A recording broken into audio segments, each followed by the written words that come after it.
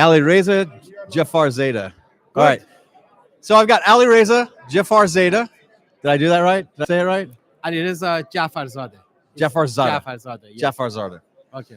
I said it perfectly the very first time and you were like, You wow. nailed and, then, it. and I was like, I just hope I say it right in the seat. I thought I had it. But do you have a nickname? How do most people address you?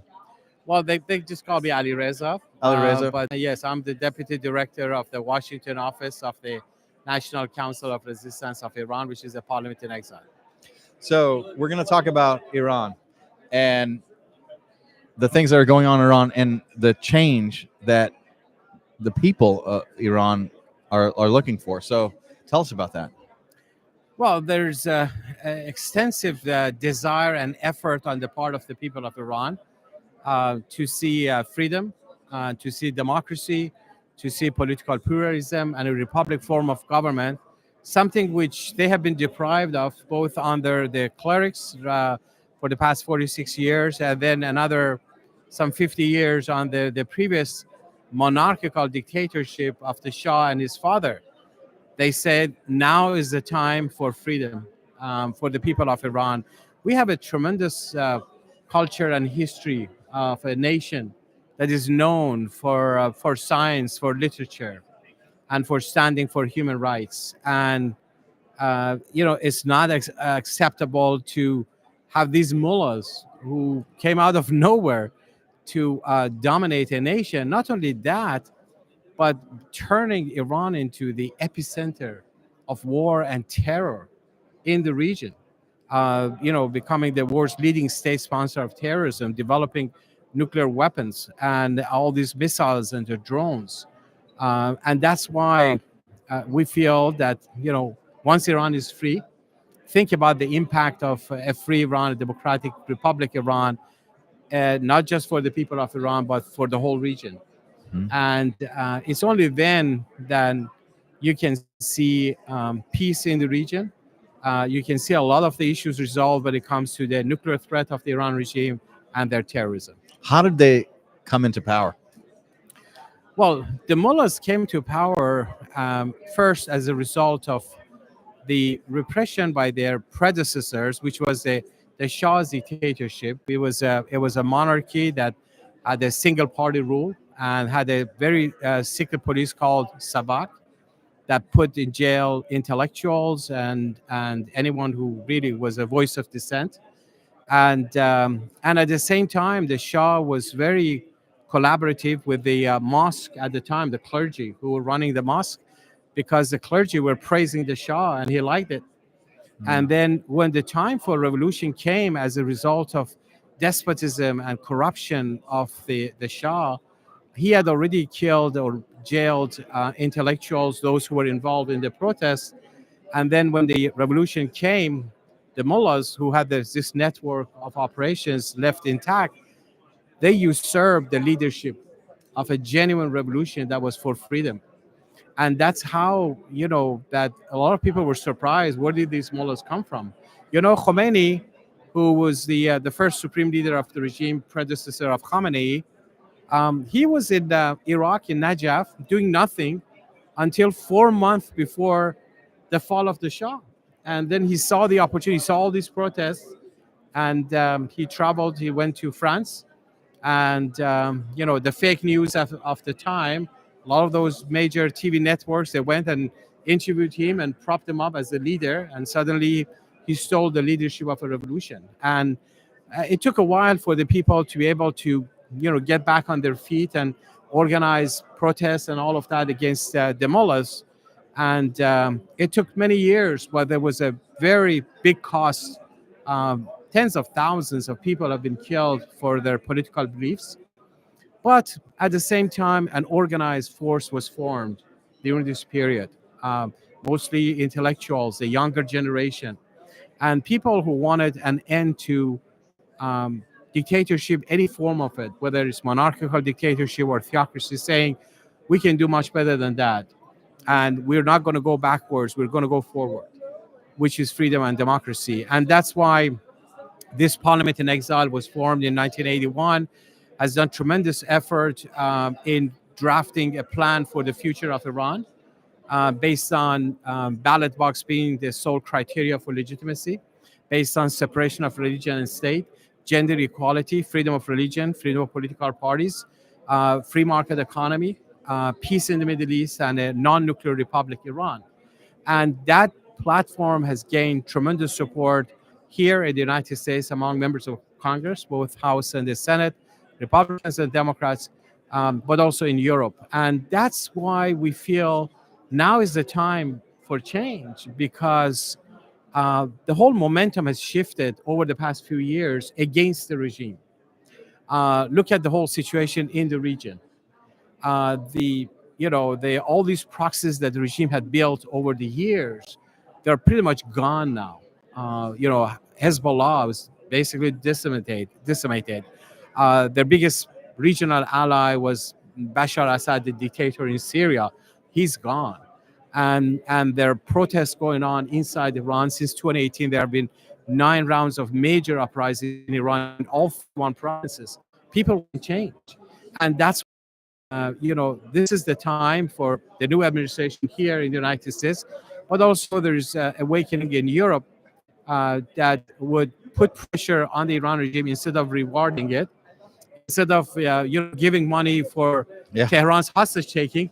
You want to hold them accountable, and then create space for those who want to bring down the Ayatollahs and establish democracy. Create a space for them. No need for boots on the ground or appropriating money.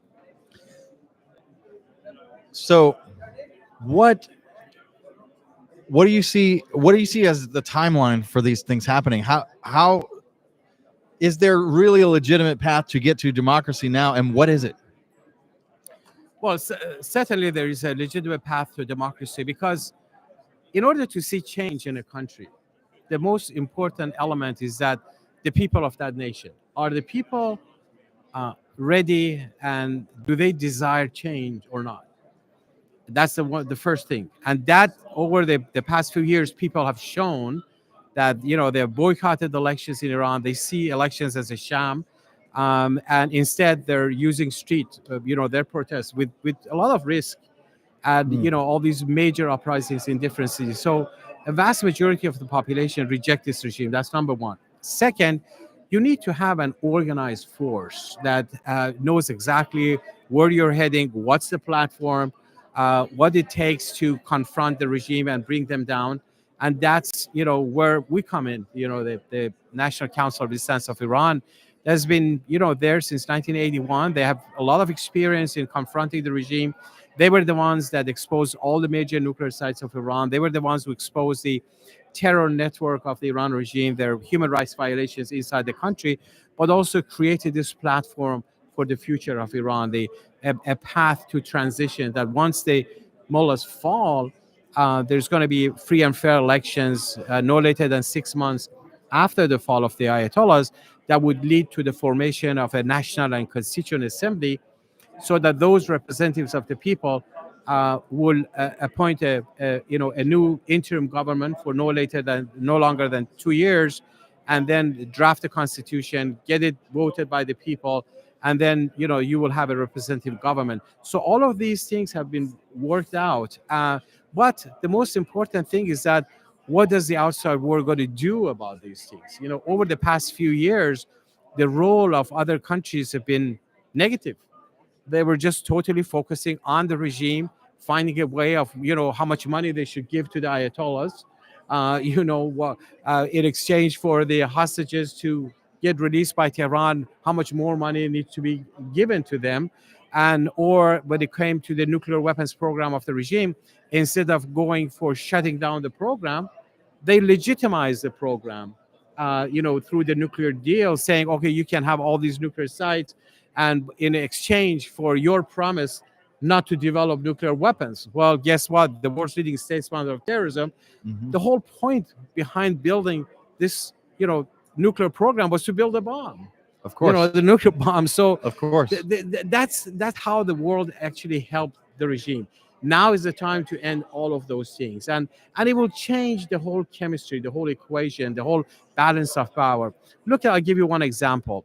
Look at the situation in Syria. Assad, the Syrian dictator, was in power both him and his father for 54 years. Okay, he seemed to be invincible. All of the efforts that was done before, he crushed them with the help of the Iranian regime. Now, because the whole situation changed in the region, and a lot of the power of the Iranian regime's proxies were gone, Assad was overthrown in 11 days. And because you had forces on the ground who pushed, and basically the whole thing collapsed. This is a whole new phenomena in the region, that the regime has gotten so weak in the region. They're so weak inside Iran. People have realized that the mullahs are not 10 feet tall. And then if there is enough the right policy outside of Iran, by building pressure on the regime, creating space for the opposition, change is inevitable. Is there support from the United States and from Europe for what you're working on? Absolutely. Congress has been the biggest supporter, regardless of who was in the White House. They always, were very supportive of this movement. They were very supportive of the 10-point platform introduced by the head of this movement. Is actually a female, a woman, Mrs. Mariam Rajavi. And she has brought a whole new generation of women into the movement in the leadership positions. That's a necessity against a misogynist regime. And also in Europe, at the time that their governments were trying to cut a deal with Tehran, the parliamentarians, about 4,000 parliamentarians in a cross-party way in various European nations, they supported this Mrs. Rajavi and her 10-point plan. And now I think here in the United States, with the announcement by President Trump, that the new policy that he announced on 4th of February, that all of those nuclear program of the regime must be stopped, must be closed. Certain items were listed in terms of holding the regime accountable. I think opportunity, and we need to mix that with the support on Capitol Hill, and also the role that the public can play. The United States, the public, and the is so important, so crucial. How the American public can talk to their members of Congress, get them to be take one more step, to be more forceful about that. And that's why next month on on March 8th, Saturday, March 8th, there's going to be a big rally and march organized. Iranian Americans are coming from all over the United States, but a lot of Americans to Capitol Hill to march towards the White House to show support for a free Iran, to show support for the non-nuclear Republic Iran, to show support for the 10-point platform of Mrs. Rajavi for the future of Iran, and to call for stepping up pressure on the regime, call for accountability for their terror. And that's why it's so important for Americans to also be involved in this, to show that this is not an alien issue. What's going to happen in Iran affects the lives of every individual in the region, in the United States, in Absolutely. Europe, and everywhere else. Not having terrorism sponsored would be a benefit to the entire world. Exactly. That's of course the first step.